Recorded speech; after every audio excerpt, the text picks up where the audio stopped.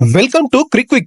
మరిన్ని interesting cricket updates కోసం మా క్రిక్విక్ ఛానల్ ని లైక్ చేయండి, షేర్ చేయండి, సబ్స్క్రైబ్ చేయండి. అలాగే పక్కనే ఉన్న బెల్ ఐకాన్ ని అమెరికా వెస్టిండీస్ వేదికగా ఈ ఏడాది జూన్ లో టీ20 వరల్డ్ కప్ 2024 జరగనుండగా ఈ మెగా టోర్నీ ముగిసిన వెంటనే భారత క్రికెట్ జట్టు జింబాబ్వే పర్యటనకు వెళ్లనుంది. ఈ పర్యటనలో భాగంగా టీమిండియా 5 మ్యాచ్ల టీ20 సిరీస్ లో జింబాబ్వే జట్టును ఢీకొట్టనుంది.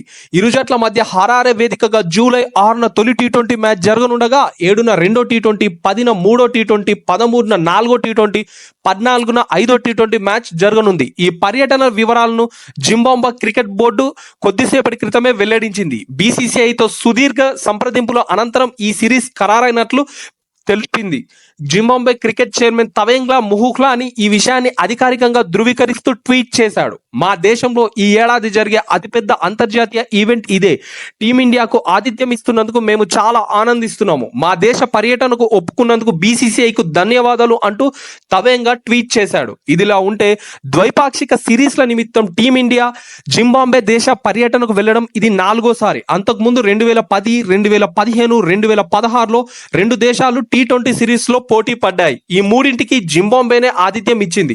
జింబాబ్వే జట్టుతో టీమిండియా ఇప్పటి వరకు స్వదేశంలో ద్వైపాక్షిక సిరీస్ అనేది ఆడలేదు. ఇక ఈ 3 సిరీసుల్లో 7 టీ20 మ్యాచ్లు జరగగా టీమిండియా 5 గెలిచి 2 సిరీస్లను కైవసం చేసుకుంది.